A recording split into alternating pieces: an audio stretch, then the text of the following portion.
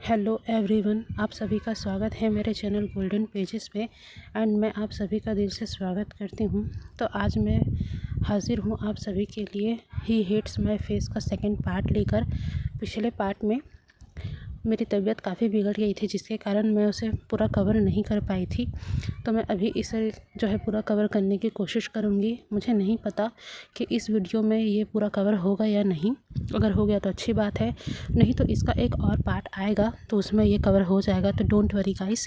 And आप सभी को ये हॉरर स्टोरी कैसी लग रही है मुझे ज़रूर बताइएगा। एंड आपने अगर फर्स्ट पार्ट नहीं देखा तो आप पहले फर्स्ट पार्ट देखिए, नहीं तो आपको स्टोरी में क्या हुआ समझ में नहीं आएगा। मैं थोड़ा सा बता देती हूँ। विंग और वांगजी जो है सेल में गए थे चेक करने के लिए, पर वहाँ विंग को कुछ डरावने से एहसास होते हैं, जिसके कारण वो काफ़ी ज़्यादा डर जाता है और जाकर दीवार से टकरा जाता है। क्योंकि उसे लगा था कि जिसका हाथ उसने पकड़ा है वो वांगजी नहीं कोई और है। और जब लाइट आई तब वांगजी ने देखा कि विंग दीवार से टकरा गया है और वांगजी उसके पास दौड़ा और वांगजी बहुत ही चिंता में लग रहा था। तो यहाँ पर हमने स्टोरी को छोड़ा था, अब हम यहीं पर से स्टोरी की शुरुआत करते हैं। तो चलिए गाइस, बिना टाइम को वेस्ट करे हम स्टोरी को शुरू करते हैं। एंड देन जो भी न्यू आ रहे हैं वो ज़रूर से ही चैनल को सब्सक्राइब करें, लाइक करें और कमेंट कीजिएगा। तो चलिए बढ़ते हैं आगे स्टोरी की तरफ। विंग ने जब ऊपर देखा तब उसी के पास उसे लैन वांगजी खड़ा हुआ नजर आया। लैन वांगजी का चेहरा बहुत चिंता में था। क्या हुआ विंग? वांगजी ने फिक्र में पूछा। विंग ने घबराते हुए वांगजी को देखा और अभी भी विंग का हाथ लैन वांगजी के हाथ में ही था, लेकिन वो ठंड उसे महसूस नहीं हो रही थी। तभी वांगजी ने कहा, क्या हुआ है विंग? तुम अचानक से चीखे क्यों? और तुम यहाँ कैसे टकरा गए?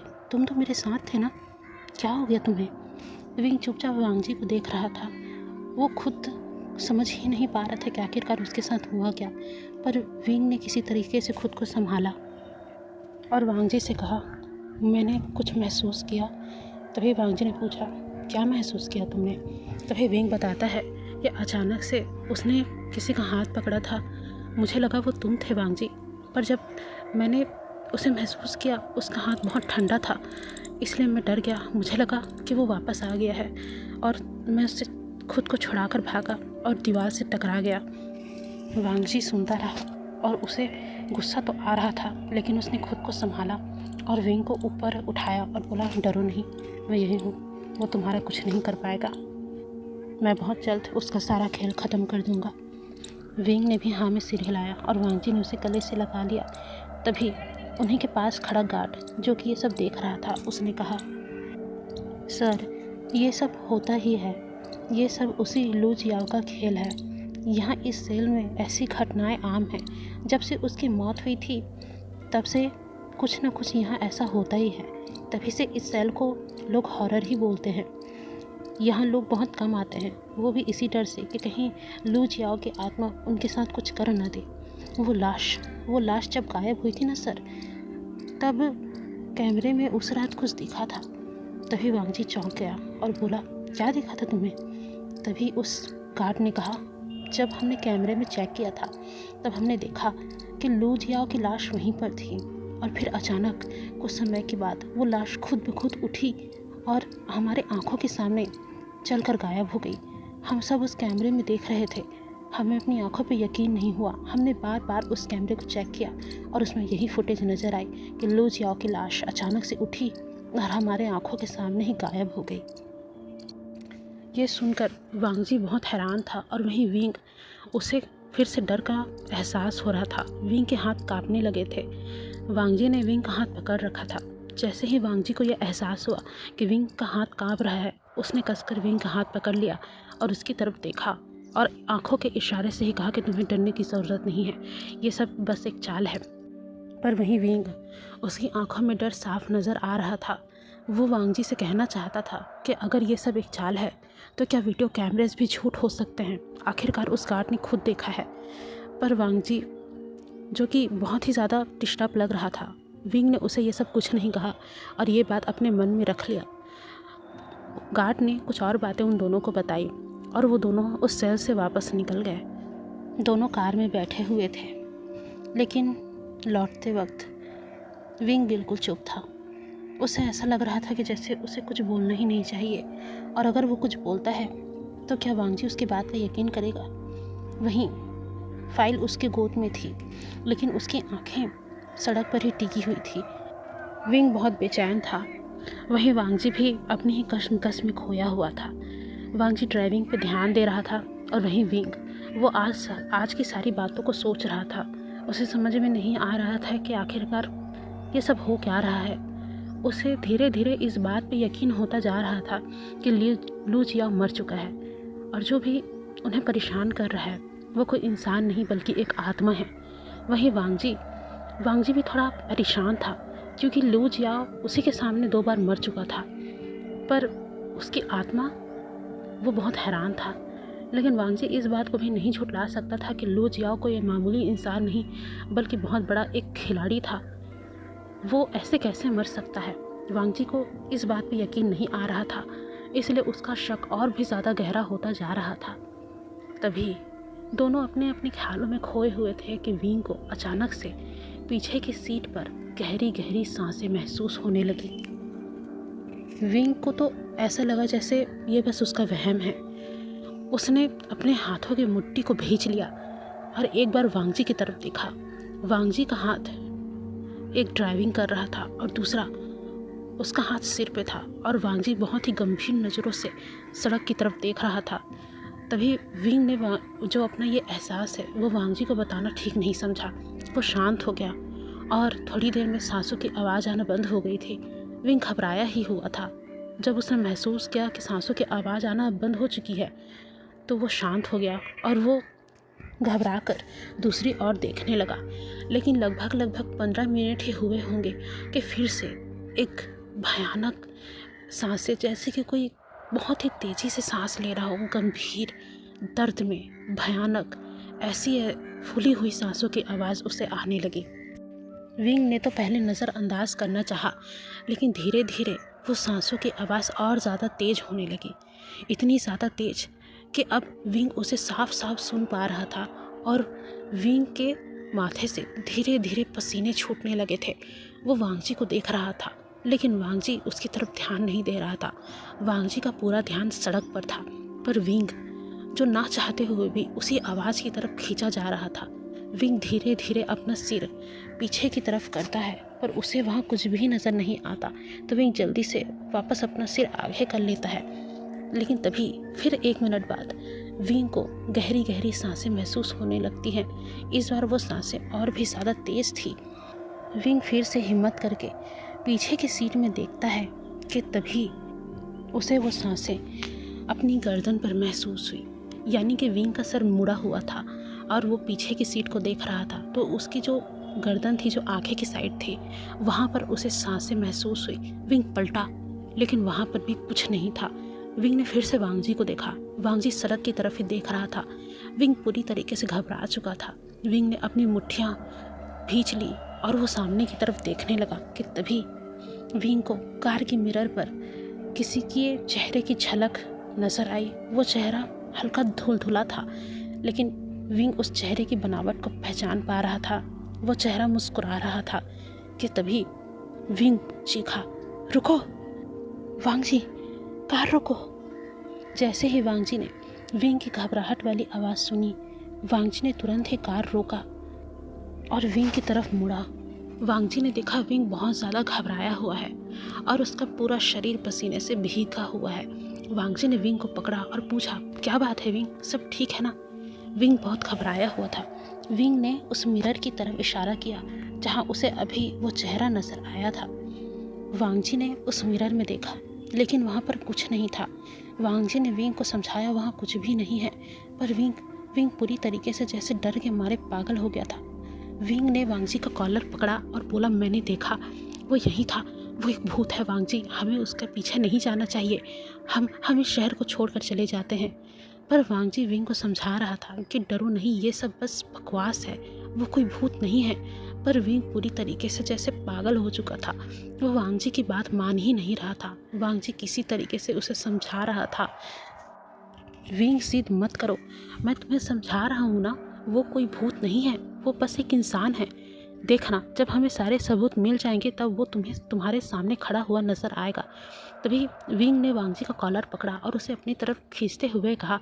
उसने कहा, मैं कोई बेवकूफ़ नहीं हूँ वांग जी, वो कोई इंसान नहीं है। अगर वो इंसान होता तो अभी वो मुझे मिरर में दिखा, वो कैसे गायब हो सकता है? उसका बार बार आना जाना, कौन इंसान बालकनी में आकर खड़े हो सकता है? हाँ, तो मैं समझ में नहीं आता कि वो एक भूत है।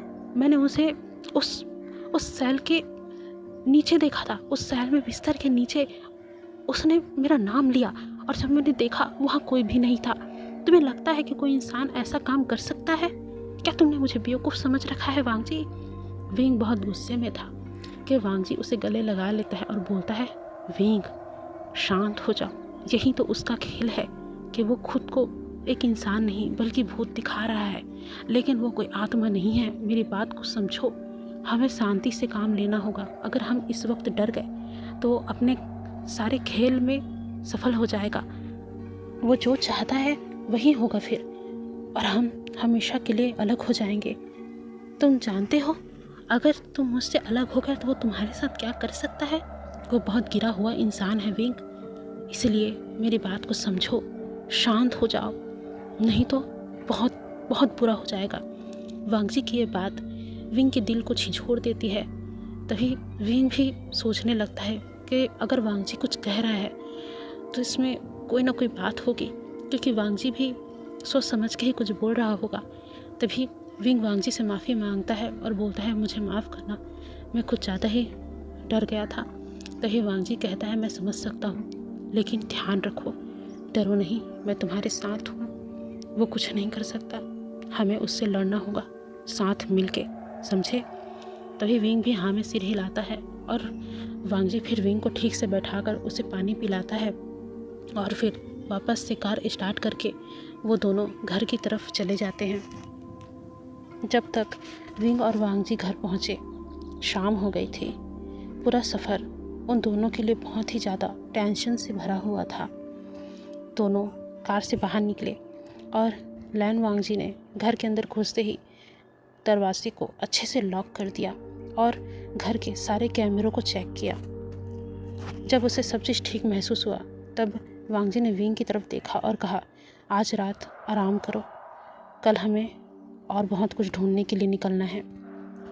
तभी विंग ने भी अपना सिर हाँ में हिलाया। विंग पहले फ्रेश हुआ और जाकर किचन में कुकिंग करने लगा और वहीं वांग जी भी फ्रेश होने चला गया। वांग जी शावर ले रहा था, लेकिन उसके दिमाग में विंग की कही हुई बातें चल रही थी और वांग जी मन में सोच रहा था कि विंग काफ़ी ज़्यादा डरा हुआ है, आगे विंग को संभालना उसके लिए मुश्किल होगा, लेकिन वो ज़रूर ही विंग को संभालेगा और उसे बताएगा कि ये सब बस एक झूठ है। वांग जी भी शावर लेकर आया, तब तक विंग ने डिनर लगा लिया था और वो दोनों डिनर करते हैं और जाकर सो जाते हैं।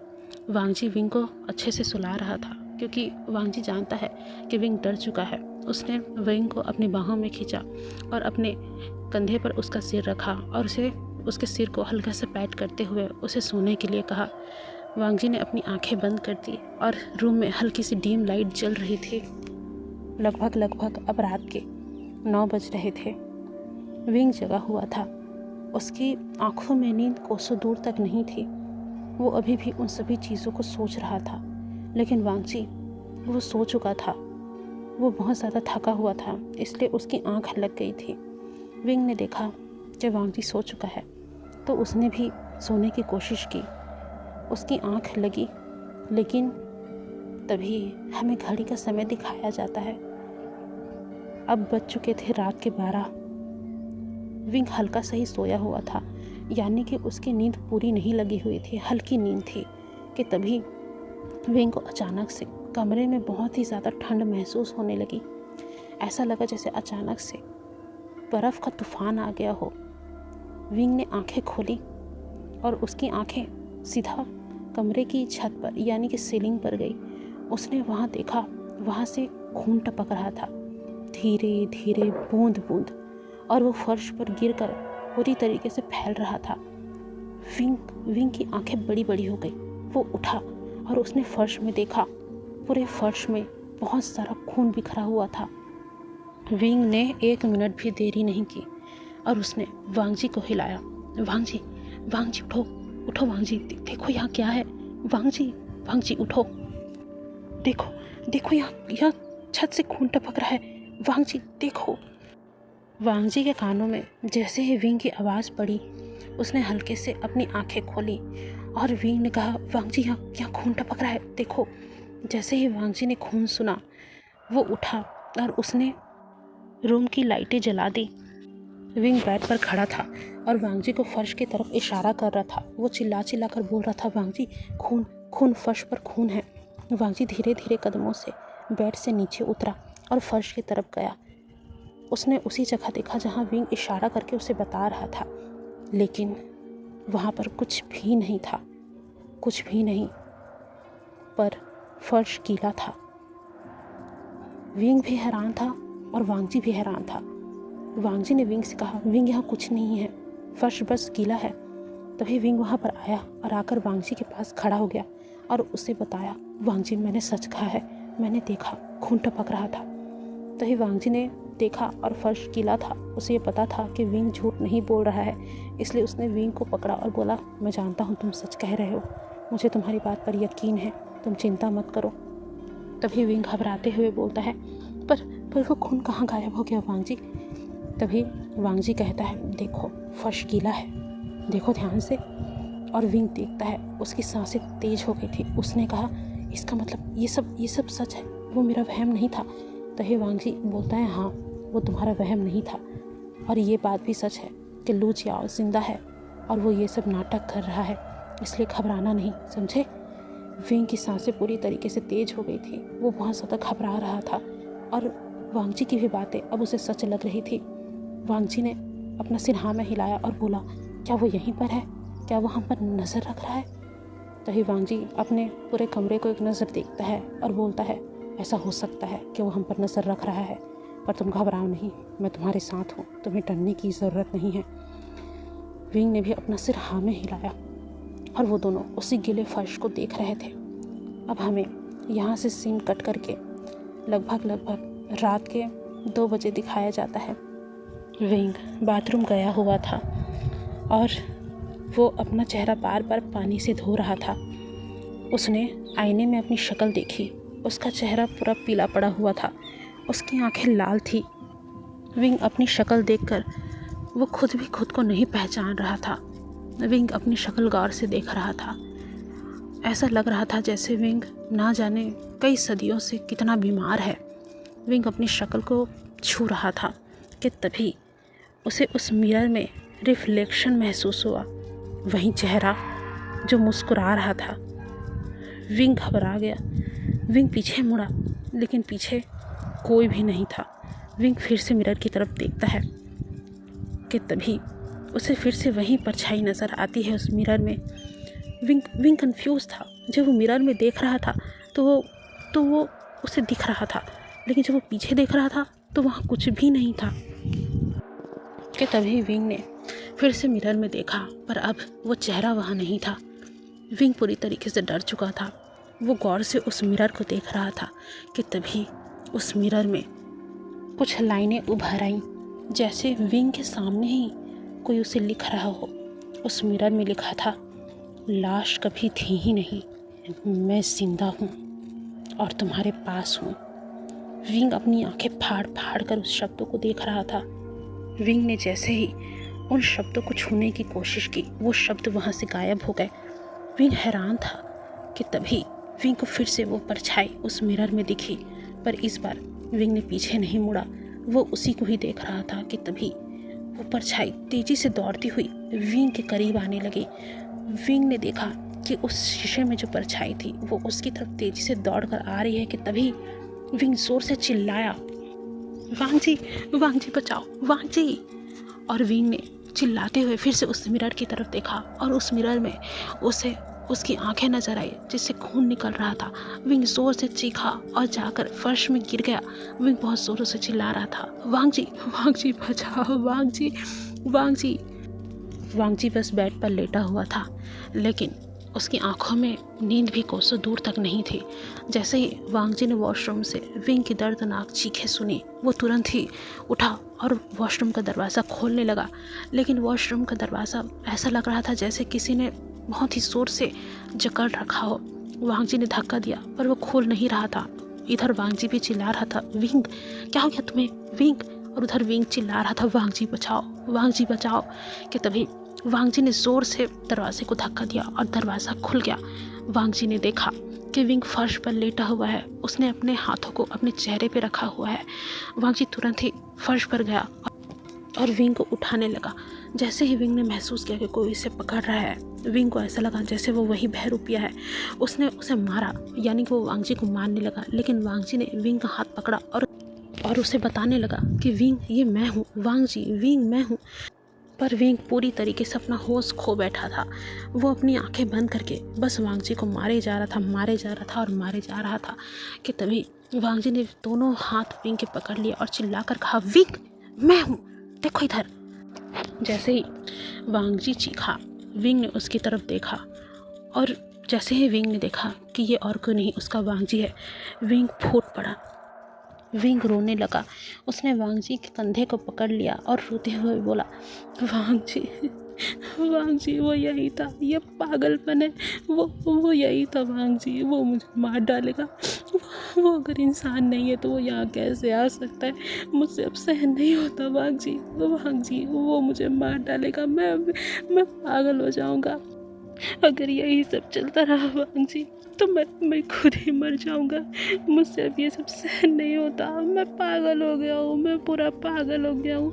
वो मुझे हर जगह नज़र आता है। अभी वो यही था वांगजी मेरा यकीन करो, अभी वो यही था, वो मेरे बहुत पास था। उसने आईने में लिखा था, देखो उस आईने में लिखा था कि वो जिंदा है, वो मरा नहीं है। तुमने सही कहा था, वो मरा नहीं है। लेकिन वांगजी अगर वो मरा नहीं है तो वो यहाँ कैसे आ सकता है? मुझे कुछ भी समझ में नहीं आ रहा है वांगजी, मेरा सर घूम रहा है, मुझे कुछ समझ में नहीं आ रहा है। वांगजी पूरी तरीके से परेशान हो चुका था। वांगजी को समझ में नहीं आ रहा था कि वो क्या करे। वांगजी विंग की ऐसी हालत देख नहीं पा रहा था। उसने विंग को गले से लगा लिया। उसने उसकी पीठ को सहलाया और विंग के गर्दन पर अपने होंठ रखे, बिल्कुल वही जगह जहाँ मार्क था। और उसने विंग को सहलाते हुए कहा, मैं हूँ, डरो नहीं, मैं हूँ। विंग शांत हो जाओ, मैं यहीं हूँ, कुछ नहीं है, देखो कुछ भी नहीं है यहाँ पे, डरो मत, मैं यहीं हूँ, मैं उसे सबक सिखाऊंगा। उसने यही लिखा था ना कि वो मरा नहीं है, जिंदा है, तो मैं उसे मारूंगा। बहुत शौक है उसे आत्मा बनने का, अब मैं उसे आत्मा बनाऊंगा। तभी विंग रोते हुए बोलता है, हाँ वांगजी, हाँ उसने लिखा था कि वो जिंदा है, हाँ। तभी वांगजी विंग को शांत कराता है। वो उसे गले से और ज़्यादा कस लेता है, यानी कि अपनी बाहों में और भी ज़्यादा कस लेता है। विंग पूरी तरीके से डरा हुआ था। विंग फूट फूट के रो रहा था।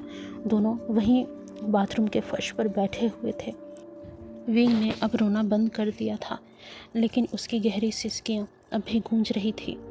वांगजी का शर्ट विंग के आंसुओं से पूरी तरीके से भीग चुका था और वहीं वांगजी, उसकी आंखों में खून खौल उठा था, क्योंकि इन सब के कारण विंग का जो तबीयत है वो भी बिगड़ रहा था और साथ ही उसके दिमाग पर भी प्रेशर पड़ रहा था, जो वांगजी बिल्कुल भी सहन नहीं कर सकता था। विंग पूरी तरीके से थक चुका था। तभी वांगजी उसे गोद में उठाता है और उसे बेड तक ले आता है और वो उसे वहाँ पर लिटा देता है। विंग की आंखें बंद थी, पर अभी भी उसकी सिसकियाँ छूट रही थी। वांगजी उसी के बगल में लेट जाता है। वो विंग के माथे पर किस करता है और कसम खाता है कि वो इन सभी चीज़ों का बदला लू जियान से लेगा। वांगजी ने विंग को सुलाने की बहुत कोशिश की, लेकिन विंग के लिए वो रात टूटी टूटी नींद में बीती। और जैसे ही विंग थोड़ा सा सोने की कोशिश करता, उसके सपनों में लू जियान की लाश उसे नज़र आती, जो उठती और उसी की तरफ चलने लगती और साथ ही बोलती, विंग मैं तुम्हारे पास आ रहा हूँ। जैसे जैसे ये सपने विंग को आने लगते रात में, वो झटका खाकर उठ जाता। वांगजी का पूरा ध्यान विंग पे ही था उस रात को। वांगजी 1 मिनट के लिए भी नहीं सोया। वो पूरी रात विंग का ध्यान रखता और विंग बार बार इसी सपनों के झटके से उठ कर रोने लगता, जिसे वांगजी संभालता। वो पूरी रात विंग और वांगजी के लिए बहुत ज़्यादा परेशानी से भरी हुई थी। विंग जो बार बार उस सपनों के कारण डर कर उठ जाता और वो चिल्लाने लगता, रोने लगता। वही वांगजी जिसने 1 मिनट के लिए भी अपनी आंखें बंद नहीं की थी, वो विंग को बार बार संभाल रहा था। विंग अपने होश में ही नहीं था, उसे वो डरावने सपने आ रहे थे। वांगजी उसे बार बार संभालता और उसे वापस से सुला देता। और अब इन्हीं सब चीज़ों में सुबह हो चुकी थी। विंग और वांगजी जो ठीक से सोए हुए नहीं थे, वो सुबह जल्दी ही उठ गए थे। तभी वांगजी ने विंग के लिए नाश्ता बनाया और विंग को अच्छे से नाश्ता वगैरह करवाया।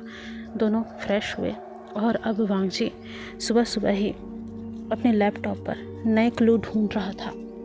वांगजी के पास जितनी भी पुराने फाइल्स थी और न्यू फाइल्स थी, वो उन सभी को चेक कर रहा था कि तभी वांगजी को एक नया क्लू मिला। वांगजी को मिला उस सेल के डॉक्टर का नाम। ये वही डॉक्टर था जिसने लू जियाओ की सर्जरी की थी। तभी वांगजी ने विंग को ये सारी बातें बताई और कहा, हम इस डॉक्टर से बात करेंगे। विंग ने जैसे ही बात सुनी, उसने अपना सिर हाँ में तो हिलाया, लेकिन विंग को डर था, क्या वो डॉक्टर जिंदा है या वो भी लू जियान का शिकार बन चुका है। पर ये बात विंग ने वांगजी को नहीं कही और अपने ही मन में इस बात को दबा दिया। विंग ये सोच रहा था। तभी वांगजी ने विंग का चेहरा पकड़ा और बोला, तुम क्या सोच रहे हो। पर विंग ने मुस्कुरा कर कहा, कुछ भी नहीं, बस हम दोनों साथ हैं और साथ रहकर कुछ भी जीत सकते हैं, है ना।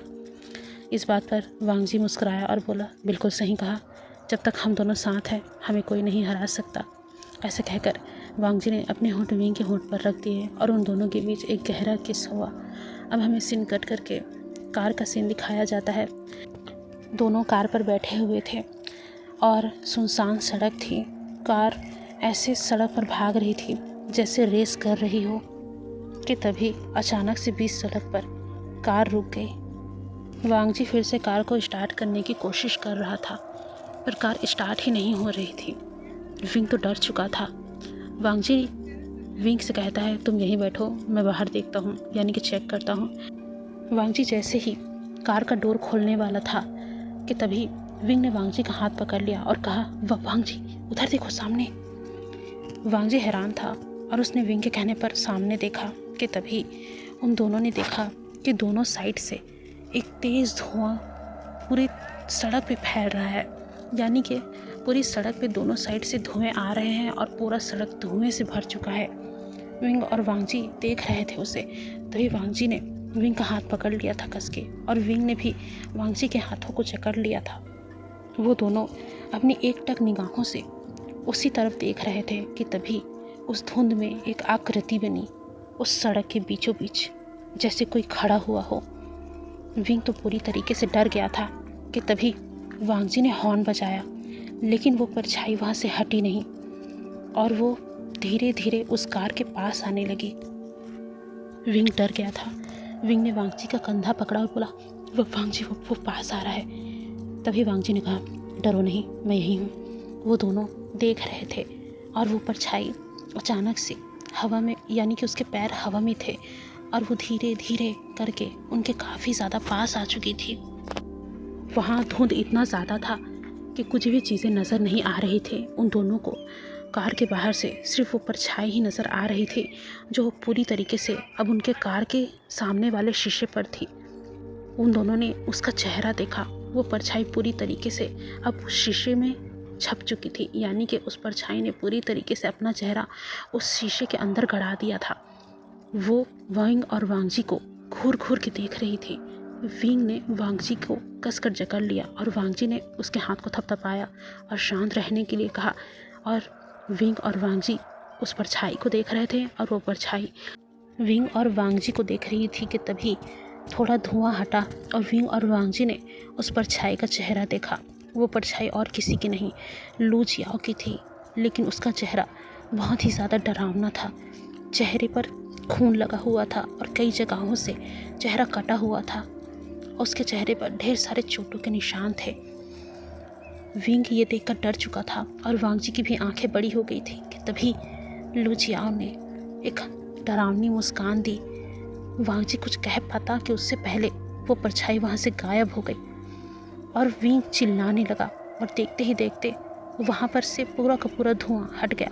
विंग बहुत तेज़ी से चिल्ला रहा था।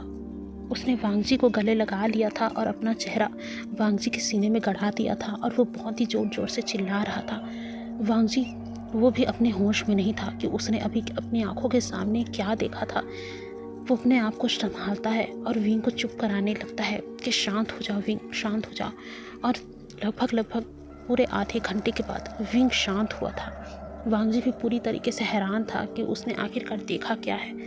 तभी वांगजी किसी तरीके से संभालता है खुद को और वो दोनों फिर से उस डॉक्टर के क्लिनिक के लिए निकल जाते हैं।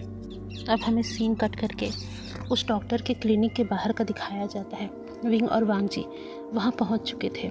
डॉक्टर का क्लिनिक बहुत पुराना था, कई जगहों से डैमेज भी था और उस क्लिनिक के बाहर का बोर्ड जो था वो टूटा हुआ था।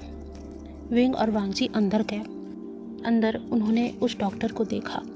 डॉक्टर काफ़ी ज़्यादा बूढ़ा हो गया था, उसके कांपते हुए हाथ थे। वो दोनों उस डॉक्टर से मिले और डॉक्टर ने उन्हें बैठने के लिए कहा और पूछा, आप दोनों यहाँ किस लिए आए हैं? क्या मैं आपकी कोई मदद कर सकता हूँ? तभी वांगजी ने अपनी कोल्ड आवाज़ में कहा, मुझे लू जियान के बारे में बताओ। लू जियान का नाम सुन के डॉक्टर थोड़ा परेशान तो हुआ, पर उसने बिना कुछ पूछे वांगजी को सब बताना शुरू किया। लू जियान वो मरा नहीं था कभी। उसने मुझसे सर्जरी करवाई थी।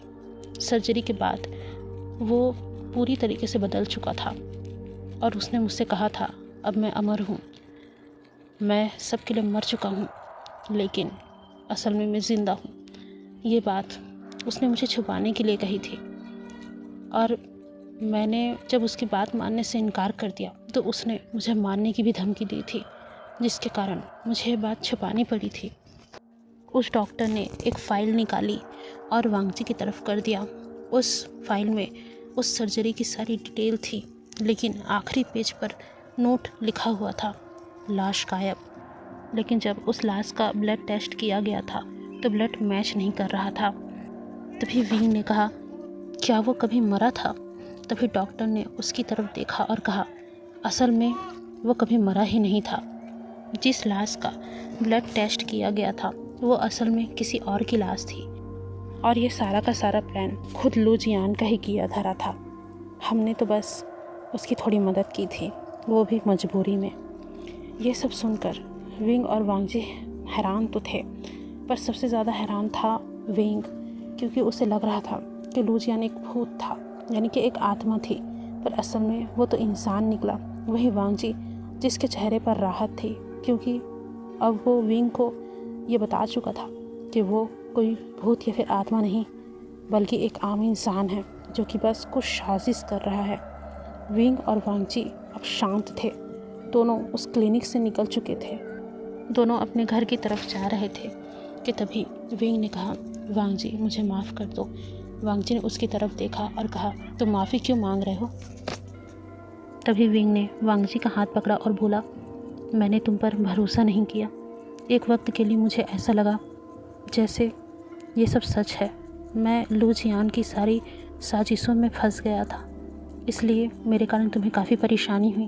मैं उसके लिए भी तुमसे माफ़ी मांग रहा हूँ। तभी वांगजी ने विंग के हाथ को पकड़ा और उस पर किस करते हुए बोला, कोई बात नहीं, मैं समझ रहा हूँ।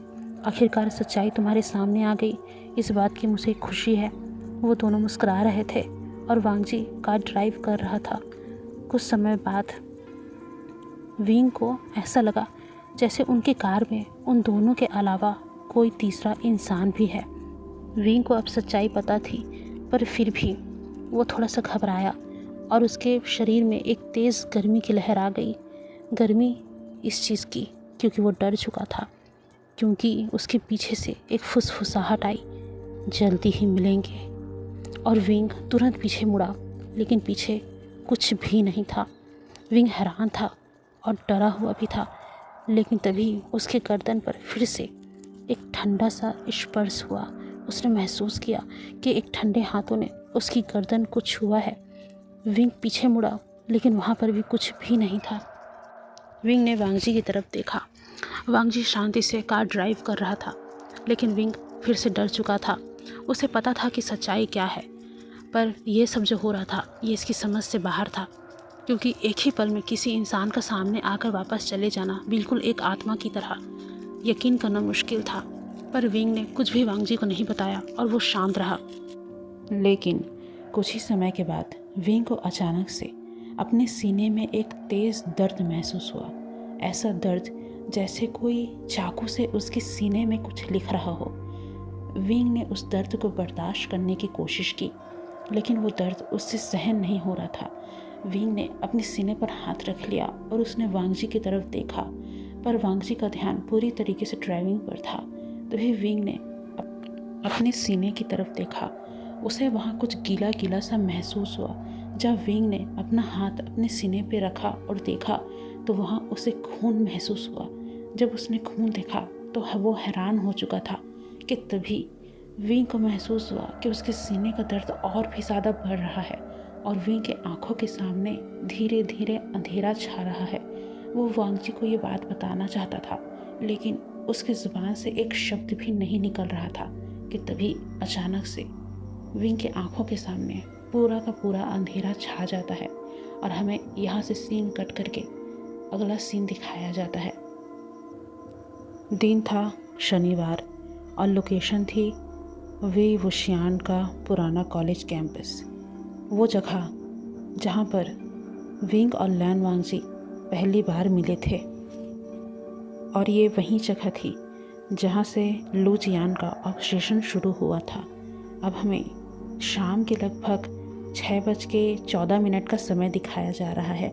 सूरज डूबने ही वाला था कि लैन वांगजी को एक अननोन मैसेज रिसीव हुआ। वांगजी ने उस मैसेज को देखा, लेकिन वो मैसेज जिस नंबर से आया था वांगजी उसे बिल्कुल भी नहीं पहचानता था। उस मैसेज में लिखा था, वांगजी, अगर वे वुशियान को तुम जिंदा देखना चाहते हो तो उसे अकेले भेजो। वहाँ लोकेशन लिखा हुआ था कैंपस के पुराने ऑडिटोरियम में। अगर उसके साथ कोई भी पुलिस और कोई भी बॉडीगार्ड आया तो वो मारा जाएगा, इस बात को याद रखना। वांगजी ने इस मैसेज को पढ़ा और कुछ देर तक वो अपने कोल्ड फेस के साथ उस मैसेज को देखने लगा। फिर तभी अचानक से वांगजी के चेहरे पर एक क्रीपी सी स्माइल आई, जिसे कोई भी देखता तो उस वक्त उसका वहीं दिल रुक जाता, पर उस स्माइल को देखने के लिए वहाँ पर कोई नहीं था। वांगजी ने उस मैसेज को डिलीट कर दिया और वापस से फ़ोन अपने जेब में रख लिया और वो विंग से मिलने के लिए गया। वांगजी ने विंग को मैसेज वाली बात नहीं बताई और बोला, बस मेरे साथ चलो, मैं तुम्हें अपने एक दोस्त से मिलाना चाहता हूँ, लेकिन हाँ, तुम्हें वहाँ अकेले जाना होगा। तभी विंग ने इस पर पूछा भी कि मैं अकेले क्यों जाऊँ। तभी वांगजी ने उसे कहा कि तुम अकेले नहीं रहोगे, मैं वहाँ तुम्हारे साथ रहूँगा। मैं बस उसे एक सरप्राइज़ देना चाहता हूँ, तुम आगे जाना और मैं तुम्हारे बाद आऊँगा। इस बात पर विंग ने हाँ में हाँ मिला दिया वांगजी के। विंग ने वांगजी पर भरोसा किया, जो कि वो हमेशा करता था, और वो दोनों ऑडिटोरियम के लिए निकल गए थे। अब विंग वहाँ पहुँच चुका था। कैंपस का एरिया लगभग पूरा खाली हो चुका था। ऑडिटोरियम की बिल्डिंग पुरानी थी और टूटी हुई थी और बाहर से वहाँ ताला भी लगा हुआ था। तभी विंग ने इधर उधर देखा, पर वहाँ पर उसे वांगजी नज़र नहीं आया। पर विंग ने आगे जाकर दरवाजे को धक्का दिया और वो दरवाज़ा खुल गया। इसमें हैरान करने वाली ये बात थी कि उस दरवाजे पर ताला लगा हुआ था, लेकिन विंग के धक्का देने पर वो ताला भी गायब हो गया और वो दरवाज़ा भी खुल गया। विंग ने इस बात को ध्यान नहीं दिया, उसे लगा कि कोई प्रैंक होगा। विंग धीरे धीरे अंदर गया। अंदर बहुत अंधेरा था, इतना अंधेरा कि फ़ोन की लाइट भी मुश्किल से 5 फुट आगे का रास्ता दिखा पा रही थी। विंग अपने धीरे धीरे कदमों को उस पूरे ऑडिटोरियम में घुमा रहा था, पर उसे वहाँ कुछ भी नज़र नहीं आ रहा था। विंग उस दोस्त को ढूंढ रहा था जिसके बारे में वांगजी ने उसे बताया था, लेकिन वहाँ पर ना ही वांगजी आया और ना ही वो दोस्त। विंग देख रहा था कि शायद वांगजी अब आए या फिर उसका दोस्त अब आए, पर वहाँ वो दोनों ही नहीं आए कि तभी विंग को अचानक से हवा में एक सड़ी हुई बदबू महसूस हुई, सड़ी हुई चंदन की बदबू। उसने जैसे ही उस स्मेल को महसूस किया, विंग को बहुत अजीब सा फील होने लगा। उसके पूरे शरीर में एक अजीब सी लहर दौड़ गई थी। उससे वो स्मेल सहन ही नहीं हो रही थी कि तभी उसने अपने नोज़ को अपने हाथों से छुपा लिया ताकि ये स्मेल उसके नोज़ तक ना जाए। पर ऐसा विंग को महसूस हो रहा था कि वो बदबू बार बार और बढ़ रही थी। जब विंग को ये स्मेल सहन नहीं हुई तब उसने अपना फ़ोन निकाला और लैन वांगजी को कॉल करने लगा, लेकिन उसमें नो सिग्नल दिखा रहा था। यहाँ तक कि वांगजी ने विंग के ऊपर एक ट्रैकर भी लगाया था ताकि विंग कहीं खो ना जाए। इस बात पर विंग हंसा था, लेकिन वांगजी ने कहा था तुम्हारी सेफ्टी ज़्यादा मायने रखती है। तब विंग ने भी हाँ में सिर हिलाया था। विंग ने उस ट्रैकर को चेक किया पर वो ट्रैकर भी डेड था। विंग परेशान ही हो रहा था कि तभी हेलो, कोई है? विंग की आवाज़ गूंजी और वापस लौटी, लेकिन वापस लौटते वक्त विंग की आवाज़ में एक और लेयर थी, जैसे कोई विंग के साथ साथ बोल रहा हो, कोई है? तभी विंग जब सब तरफ देख रहा था कि उसकी नज़र स्टेज की सीढ़ियों पर पड़ी। विंग ने बिना कुछ कहे उस सीढ़ियों की तरफ चढ़ाई शुरू कर दी। विंग उस सीढ़ियों के ऊपर आया और स्टेज पर पहुंच गया। वहाँ एक कुर्सी रखी हुई थी। विंग ने उस कुर्सी को देखा और अपनी नज़रें फेर ली। वो उस स्टेज से सब तरफ देख रहा था कि तभी अचानक उसे कुछ महसूस हुआ और वो फिर से उस कुर्सी की तरफ मुड़ा और तभी विंग ने देखा कि उस कुर्सी पर कोई बैठा हुआ था जिसने सफ़ेद शर्ट पहने हुए थे। उसके बाल लंबे थे और उसका सिर झुका हुआ था। जैसे ही विंग ने ये देखा, विंग की सांसें रुक गई थी। विंग उस इंसान को देख रहा था। वो इंसान धीरे धीरे वो अपना सिर ऊपर उठा रहा था। उस इंसान का चेहरा हूबहू लैन वांगजी जैसा था, पर उसकी आँखें एकदम खाली थी। उसके होंठ कटे हुए थे और उसकी मुस्कान इतनी चौड़ी थी कि जैसे गला फट जाए। विंग उसे देख ही रहा था और वो इंसान भी विंग को देख रहा था अपनी खतरनाक मुस्कान के साथ कि तभी विंग, सामने खड़े उस इंसान ने विंग का नाम लिया। जैसे ही विंग ने उसके मुंह से अपनी आवाज़ सुनी, उसकी आवाज़ सुनकर विंग के शरीर में एक कंपन सी दौड़ उठी। उसकी आवाज़ वैसी ही थी, यानी कि हूबहू वांगजी जैसी, लेकिन उसके गले में कुछ फंसा हुआ था, ऐसा लग रहा था। कि तभी फिर से उस इंसान ने कहा, तो आ गया, आ ही गया विंग। विंग घबराने लगा और घबराहट से पीछे हटा। तू मर चुका है, विंग ने कहा। कि तभी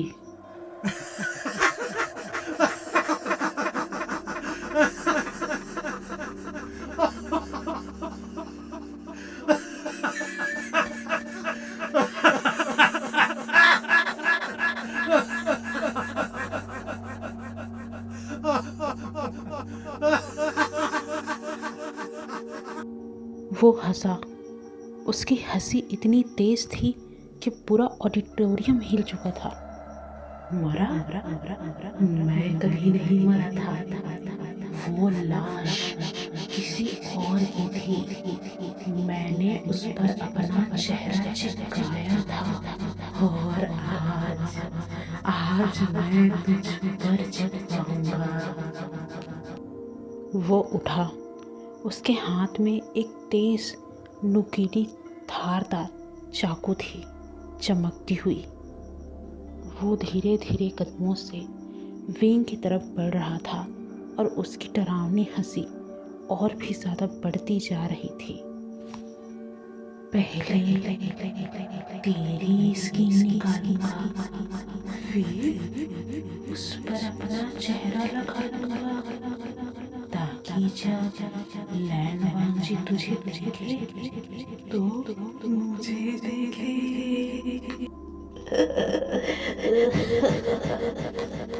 वो चाकू लेकर तेज रफ्तार से अब विंग की तरफ बढ़ने लगा। विंग भागा, सीढ़ियों से उतरने लगा। जब विंग दरवाजे के पास पहुंचा तब उसने देखा कि दरवाज़ा बंद है। विंग ने तेज़ी से धक्का दिया, पर दरवाज़ा वो बंद था, वो खुल नहीं रहा था।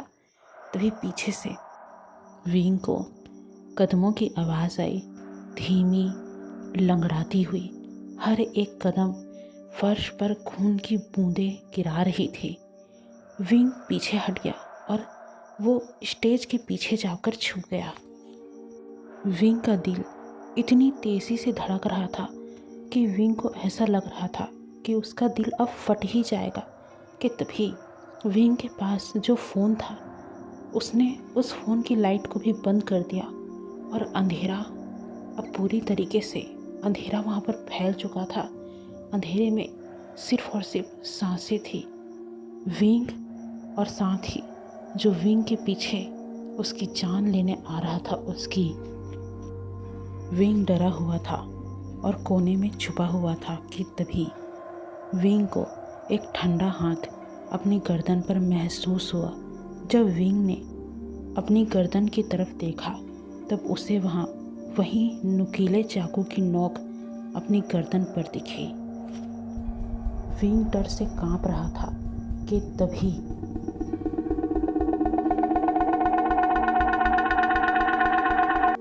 मिल गया। विंग चीखा, लेकिन उसकी आवाज़ नहीं निकल रही थी। ऐसा लग रहा था जैसे कोई उसका गला दबा रहा हो। तभी उसने अपना चाकू धीरे धीरे विंग के शरीर से सरकाते हुए उस चाकू को वो विंग के होंठ के पास लेकर आया और बोला, पहले तेरा होंठ काटूंगा। ये वही होंठ है ना जो लैंड वांजी को चूमते हैं? हाँ? विंग अपनी घबराई आंखों से पीछे देखने की कोशिश कर रहा था, लेकिन उसने उसे इतनी कसकर पकड़ रखा था कि विंग पीछे नहीं देख पा रहा था। कि तभी विंग ने हिम्मत जुटाई और विंग ने उसके घुटनों पर जोर से वार किया, जिससे लू जियान का बैलेंस बिगड़ा और वो पीछे हट गया। विंग ने इस बात का फ़ायदा उठाया और वो भागा। दूसरी तरफ एक और दरवाज़ा था। विंग ने उस दरवाजे को खोलने की कोशिश की और वो दरवाज़ा खुल भी गया। विंग उस दरवाजे से बाहर निकला। बाहर लॉन था, लेकिन बाहर भी बहुत ज़्यादा अंधेरा था। विंग तेज़ी से भाग रहा था। जैसे ही विंग ने ध्यान से देखा, उसके होश उड़ गए। ये क्या चीज़ है? ये क्या है?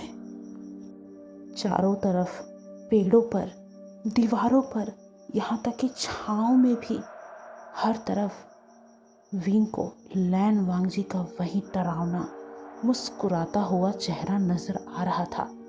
विंग लड़खड़ाकर गिर पड़ा, लेकिन उसके ऊपर कुछ और भी गिरा था। वो और कुछ नहीं, खुद लू जियान था। उसने विंग के दोनों हाथों को कसकर पकड़ लिया अपने एक हाथों से और अपनी तेज़ नुकीली चाकू से विंग को मारने की कोशिश की, पर विंग ने उसे फिर से अपने पैरों से धक्का दिया और वो फिर से भागने लगा। लेकिन तभी लू जियाओ ने विंग का गर्दन पकड़ा और उसे बहुत ही तेज़ी के साथ ज़मीन पर पटक दिया। वो उसके ऊपर आया और उसके ऊपर जाकर बैठ गया और अपने एक हाथों से विंग के दोनों हाथ पकड़े और एक हाथ से विंग के शर्ट को फाड़ डाला और बहुत ही क्रीपी तरीके से हंसते हुए विंग के सीने पर वो उस चाकू की नोक से निकलने लगा। अब तू मेरा हो जाएगा। विंग चिल्ला रहा था, उसके सीने से खून निकल रहा था। उसे बहुत ही ज़्यादा दर्द महसूस हो रहा था और विंग का दर्द देखकर लू जियाओ बहुत ही ज़्यादा पागलों की तरह हंस रहा था। कि तभी उसी वक्त लू जियान को अपने कंधे में तेज़ दर्द महसूस हुआ और वो पीछे हटा। दूसरी तरफ से लैन वांगजी दौड़कर आ रहा था। उसके हाथ में गन थी और आँखों में आग जल रही थी। उससे छोड़, वांगजी ने कहा। लू जियान हंसा और वांगजी ने दोबारा लू जियान के कंधे पर बुलेट चला दी। लू जियान जख्मी हो गया था, वो वहाँ पड़ा हुआ था। तभी लू जियान ने हंसते हुए कहा, लैन वांगजी, देर हो गई। मैंने उसके शरीर पर अपना नाम लिख दिया है। देखना, तेरी ओमेगा अब मेरा है। तभी विंग ने अपने सीने पर देखा। उसके सीने पर खून से लिखा था, लू जियान। तभी लैन वांगजी ने गुस्से में आकर फिर से गोली लू जियान की तरफ चलाई, लेकिन लू जियान अचानक से वो गायब हो गया हवा में। वांगजी चारों तरफ देखने लगा, लेकिन वहीं विंग की हालत काफ़ी ज़्यादा ख़राब हो गई थी। विंग ज़्यादा देर खुद को संभाल नहीं पाया और विंग के आंखों के सामने अंधेरा छा गया और वो वहीं बेहोश हो गया। अब हमें यहाँ से सीन कट करके हॉस्पिटल का सीन दिखाया जाता है। जब विंग की आंखें खुली तो उसने खुद को हॉस्पिटल में पाया। लैन वांगजी उसी के बगल में बैठा था। उसकी आंखें लाल थी और थकी हुई थी। वांगजी ने विंग का हाथ पकड़ रखा था। तभी डॉक्टर ने कहा, कट बहुत गहरा नहीं है, लेकिन अजीब बात है, जख्म के किनारे पर जो स्किन है उसे देखकर ऐसा लग रहा है कि किसी ने पहले से वहाँ उस स्किन को काटा हो और खून में एक अजीब से केमिकल मिले हमें, जो मृत कोशिकाओं को ज़िंदा करता है, जैसे लाश का खून। वांगजी जैसे ही ये उसने सुना, वांगजी ने गुस्से में अपनी मुट्ठी कस ली और अपने आप को कंट्रोल करने की कोशिश की। वांगजी ने खुद को किसी तरीके से कंट्रोल किया और डॉक्टर को थैंक यू बोल के वहाँ से भेज दिया। विंग, जो कि एकटक वांगजी को ही देख रहा था, वांगजी उसके पास आया और उसके माथे पर किस किया और बोला, विंग, अब तुम कैसा महसूस कर रहे हो? तभी विंग वांगजी को हैरानी से देख रहा था। तभी वांगजी ने विंग के हैरानी को समझते हुए उसे बताया कि तुम यहाँ 2 दिन से बेहोश हो। विंग हैरान था। तभी विंग ने बोला, मैं तो ऑडिटोरियम में था ना, मैं यहाँ कैसे, और मैं 2 दिन से बेहोश क्यों? तभी वांगजी ने बोला, ऑडिटोरियम? नहीं विंग, तुम ऑडिटोरियम में नहीं थे। तुम्हें याद नहीं, हम कार में थे। और तुम, दरअसल हुआ ये था कि जब हम घर पहुँचे तब मैंने देखा तुम्हारी आंखें बंद हैं। मुझे लगा तुम सो रहे हो। जब मैं तुम्हारी तरफ आया और मैंने कार का डोर खोला तो मैंने देखा तुम्हारा जो सीना था वो पूरी तरीके से खून से सना हुआ था और तुम सोए नहीं, तुम बेहोश थे और मैं तुम्हें हॉस्पिटल ले आया। हॉस्पिटल जब तुम्हें लाया गया तब तुम्हारे सीने में जख्म मिले, तुम्हारे खून में किसी तरीका का केमिकल मिलाया गया था। मुझे समझ में नहीं आया ये कैसे हुआ, पर अब तुम्हारा इलाज हो गया है और तुम बिल्कुल ठीक हो। क्या तुम्हें बेहतर महसूस हो रहा है? इस बात पर विंग पूरी तरीके से शॉक था, पर वो किसी तरीके से खुद को संभालता है और उसे रियलाइज़ होता है कि वो शायद एक गहरे सपने में था। लेकिन अगर विंग गहरे सपने में था तो आखिरकार उसके सीने पर वही जख्म कैसे आए जो जख्म लू जियान ने उसे सपने में दिया था? ये विंग के लिए बहुत ज़्यादा डरा देने और हैरान करने वाली बात थी, पर यह बात विंग ने वांगजी को नहीं बताई क्योंकि वांगजी वैसे ही बहुत ज़्यादा परेशान था। अब वांगजी विंग को वहीं सुला देता है और वो किसी काम से थोड़ी देर के लिए वहाँ से चला जाता है। विंग सोया तो नहीं था, वो इन सभी चीज़ों को सोच रहा था। उसने जो भी इन 2 दिनों में सपने देखे थे वो सपना उसकी आंखों में झूल रहा था, जिसे वो चाह कर भी झुठला नहीं सकता था। तभी कुछ ही देर बाद वांगजी वापस आ गया था। वांगजी जैसे ही वापस आया उसकी नज़र विंग पर पड़ी। विंग किसी ख्यालों में खोया हुआ था। विंग का चेहरा पूरी तरीके से परेशान दिख रहा था कि तभी वांगजी विंग के पास गया और उसके सिर पर हाथ रखा। जैसे ही विंग ने महसूस किया कि किसी ने उसे छुआ है, वो डर गया। वांगजी ने उसे थामा और बोला, विंग मैं हूँ, डर क्यों रहे हो?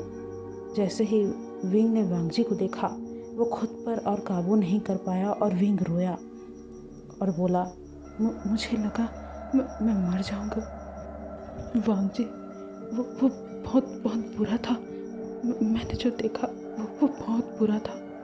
वो कभी वो पूरा तो नहीं होगा ना? मुझे बहुत डर लग रहा है वांगजी। क्या मैं मर जाऊंगा? बोलो। वांगजी ने जैसे ही ये बातें सुनी, उसने विंग को गले से लगा लिया और कहा, नहीं विंग, तुम्हें कुछ नहीं होगा। अब नहीं, मैं वादा करता हूँ कि मैं तुम्हें कुछ नहीं होने दूंगा। वो लू जियान हमारा कुछ नहीं बिगाड़ सकता। बस थोड़ा धैर्य रखो, थोड़ा शांत रहो, सब ठीक हो जाएगा। विंग ने भी वांगजी को कस के पकड़ लिया और वांगजी उसी के बगल में ही लेट गया। उसने विंग का सिर अपने सीने में रखा और उसके सिर को सहलाते हुए उसे सुलाने लगा। तभी हमें सीन कट करके हॉस्पिटल का ही सीन दिखाया जाता है। उसी रात हॉस्पिटल में एक नई लाश आई थी। वो लाश एक अनाथ लाश थी, यानी कि उसके घर के कोई भी लोग नहीं थे। उसका चेहरा हूबहू वांगजी के जैसा मिलता था, लेकिन उसकी बॉडी किसी और की थी। यानी कि चेहरा लाइन वांगजी जैसा था, लेकिन उस लाश की बॉडी वांगजी जैसी नहीं थी। उस लाश की आंखें खुली हुई थी, होठों पर बहुत ही क्रीपी मुस्कान थी और साथ ही उस लाश के सीने पर लिखा था, अब खेल शुरू होगा। और अगला नंबर 13 है लैन वांगजी। और हम देखते हैं कि तभी कुछ नर्स उस लाश को वापस ढक देती है और उसे वहाँ से ले जाती है। इस लाश को न ही वांगजी ने देखा था और न ही विंग ने। इस लाश को देखा था तो सिर्फ मैंने और आप लोगों ने। अब रात हो चुकी थी। हॉस्पिटल में विंग एडमिट था।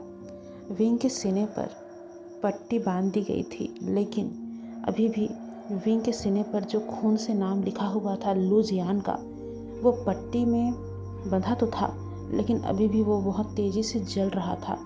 तभी डॉक्टर ने कहा, ज़ख्म भर जाएंगे, लेकिन निशान, शायद ये निशान हमेशा रहेगा। तभी वांगजी डॉक्टर से कहता है, क्या आप इसे मिटा नहीं सकते? कोशिश तो कीजिए, कुछ भी कीजिए, पर ये मिटना चाहिए।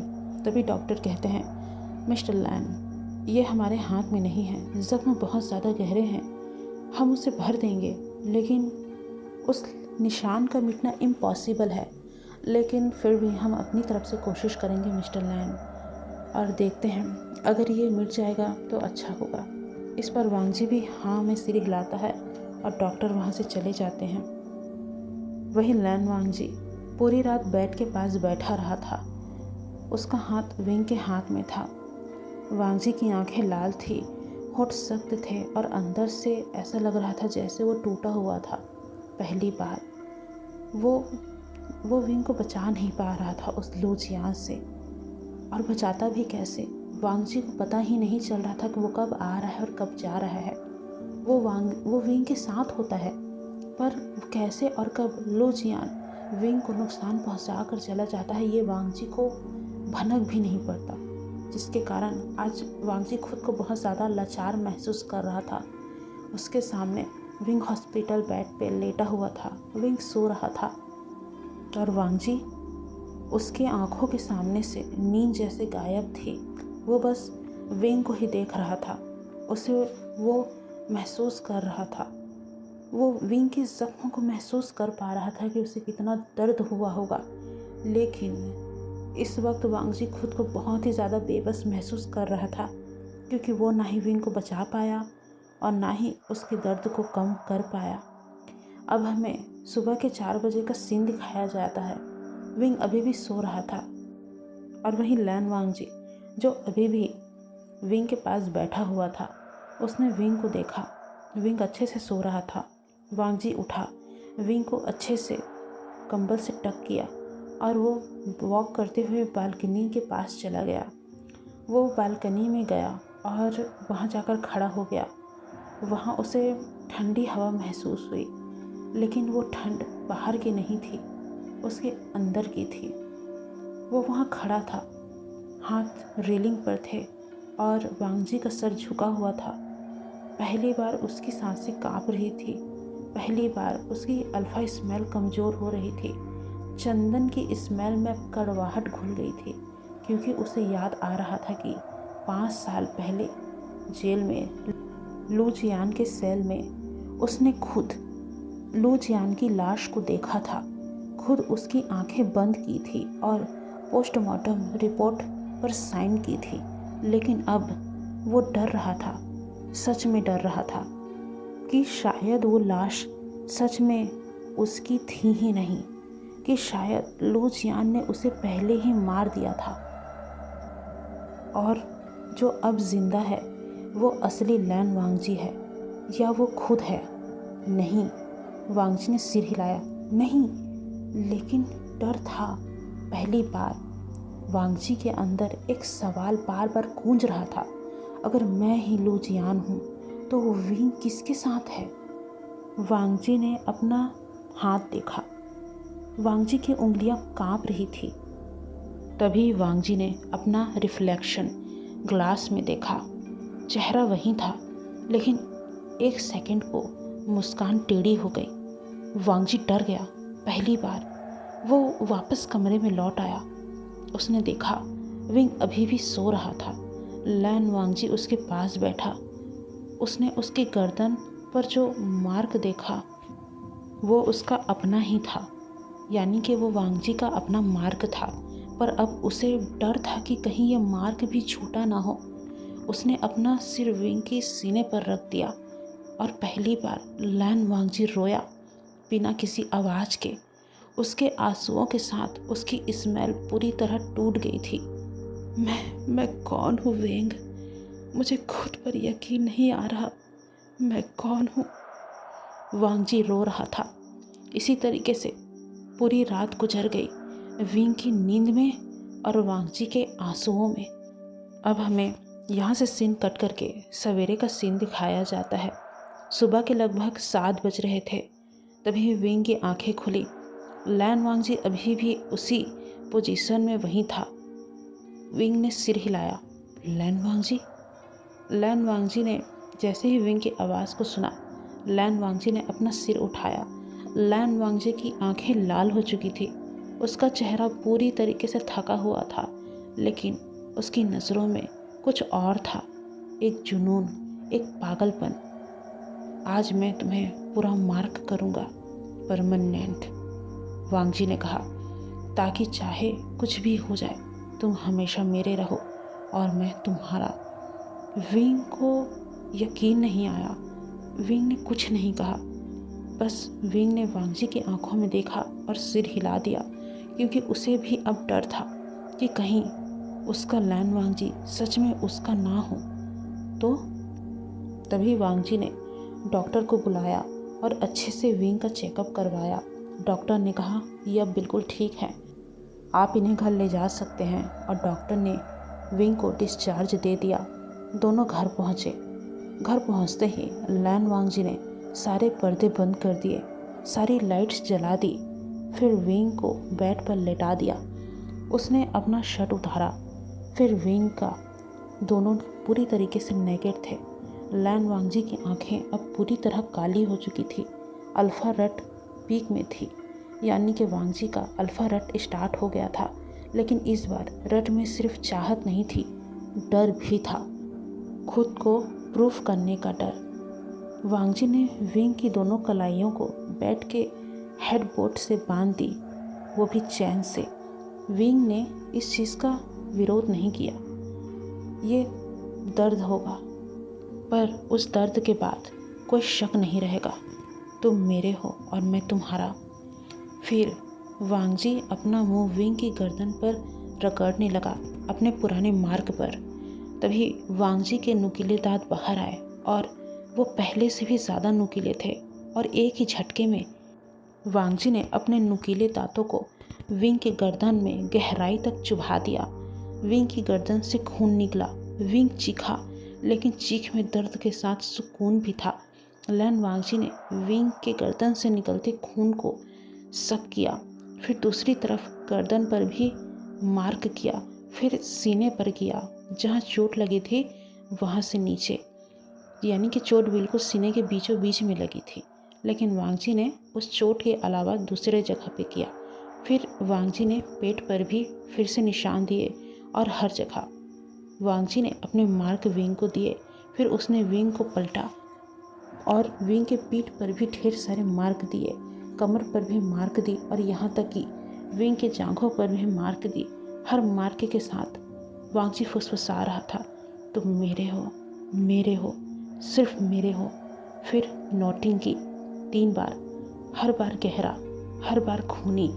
जब खत्म हुआ, विंग का पूरा शरीर मार्क से भरा हुआ था और लैन वांगजी की स्मेल अब इतनी ज़्यादा गाढ़ी हो गई थी कि कमरे में सांस लेना भी मुश्किल हो रहा था। विंग लगभग बेहोश हो गया था, लेकिन लैन वांगजी उसके ऊपर लेटा रहा। उसकी सांसें उसके कानों में पड़ती रही। अब कोई नहीं छीन सकता तुम्हें मुझसे, ना लू जियान और ना मैं खुद। लेकिन जब विंग की आँख फिर खुली, लगभग रात के 12 बज रहे थे। लैन वांगजी सो रहा था, लेकिन बेड के किनारे पर कोई और भी बैठा था। वही चेहरा, वही मुस्कान, और वो बोला, अब तू उसका है, लेकिन वो मेरा है और जल्दी ही मैं उसे पालूंगा। फिर वो उठा और लैन वांगजी के सोते हुए चेहरे पर अपना हाथ फेरा, बहुत ही प्यार से, जैसे वो वांगजी का कोई पुराना प्रेमी हो। विंग ये सब देख रहा था। उसकी आंखें खुली हुई थी, इतनी खुली हुई कि ऐसा लग रहा था कि विंग की आंखें बाहर आ जाएंगी। विंग चीख भी नहीं पा रहा था, बस उसे देख रहा था। और उस रात पहली बार उसे शक हुआ कि जिसे वो लैन वांगजी समझ रहा है, शायद वो सच में लैन वांगजी है ही नहीं। तो माय डियर्स, कैसा लगा आप सभी को ये वीडियो? इस बार पहले से मैंने कुछ एडिटिंग अलग तरीके से की है। उम्मीद है आप सभी को पसंद आया होगा और आप सभी को थोड़ा डर भी लगा होगा। वैसे मुझे लगा था कि ये स्टोरी मैं 1-2 पार्ट में ख़त्म कर दूंगी, पर मुझे लगता नहीं कि ये अभी ख़त्म होने वाली है, क्योंकि मेरी तबीयत थोड़ी बिगड़ी हुई है। इसलिए मैं धीरे धीरे रिकॉर्ड कर रही हूँ और मुझे इसे कवर करने में टाइम भी लगेगा।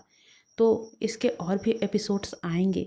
देन आप बिल्कुल भी चिंता ना करें, मैं इसे लॉन्ग लाने की ही कोशिश करूँगी, यानी कि 1 या फिर 2 घंटे की।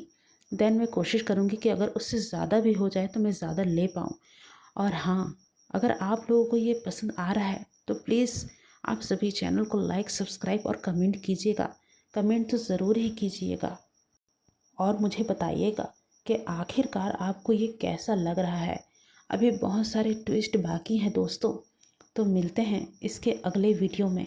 एंड गाइस, मैंने कहा था कि मैं हर संडे हॉरर लेके आने वाली हूँ, पर अगर मेरी हॉरर स्टोरी इसी तरीके से लॉन्ग हुई तो इसी कारण जब भी मैं शॉर्ट हॉरर अपलोड करूँगी, यानी कि एक ऐसी स्टोरी हॉरर जो कि 1 या फिर 2 घंटे में ख़त्म हो जाए, अगर ऐसी स्टोरी मैं कवर कर लेती हूँ तो मैं उसे संडे को अपलोड कर दिया करूँगी। नहीं तो अगर हॉरर आती है तो वो इसी तरीके से लॉन्ग आएगी, क्योंकि आपकी दीदी को हॉरर बहुत पसंद है और वो उसे बहुत ही मज़े लेकर रिकॉर्ड करती है। इसलिए ये थोड़ा मतलब लॉन्ग होता जा रहा है, पर ये इसी तरीके से आएगा। तो दोस्तों मिलते हैं अगले वीडियो में। ज़रूर बताइएगा कि आपको ये कैसा लगा।